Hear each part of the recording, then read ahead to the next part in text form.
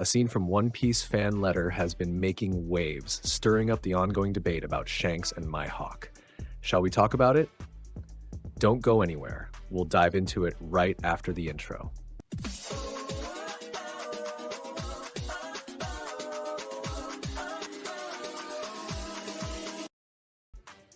Hey everyone, welcome to the channel. Before we get into the video, don't forget to like, subscribe, and hit the notification bell so you won't miss anything. And well, let's get into the video. One Piece fan letter was a pleasant surprise, a beautifully animated filler story that got a lot of attention. It's no wonder it ranked second on my anime list, just behind Frieren. So what exactly has caught everyone's attention in One Piece fan letter? It's the bar conversation about power scaling. In this scene, a group is talking about the strongest swordsman. One of them says it's Mihawk, having seen it with his own eyes. Another says it's definitely Vista, and someone else argues that Zoro has the most potential. Then, one of them mentions Akainu as the most powerful, but he's quickly shut down because Akainu isn't a swordsman. So why is this causing such a buzz?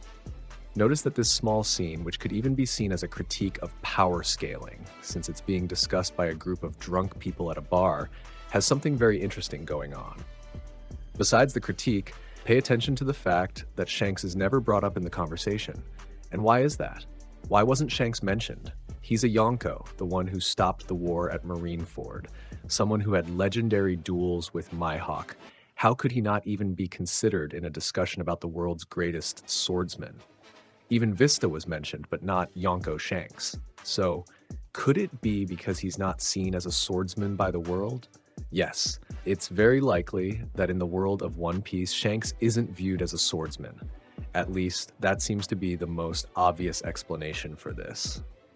Even Zoro has never really focused on Shanks, and this really heats up the debate about their strength. The main argument from those who believe Mihawk is stronger than Shanks is based on Mihawk holding the title of the world's strongest swordsman, and since Shanks is also considered a swordsman, he would clearly be weaker. However, those who argue that Shanks is stronger don't see him purely as a swordsman. In other words, Mihawk may be the stronger swordsman, but Shanks' power doesn't rely solely on wielding a sword.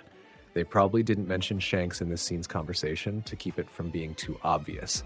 But leaving him out could mean that he's simply not viewed as a swordsman by the world. Remember, the title of World's Strongest Swordsman is a popular title. To sum it up, the world doesn't see Shanks as a swordsman, so Mihawk being the greatest swordsman doesn't necessarily mean he's stronger than Shanks. So what do you all think? Does this bar conversation put an end to the debate? If you enjoyed the video, don't forget to like, subscribe, and hit the notification bell. See you next time, and thanks for watching. Let me know if you need any changes.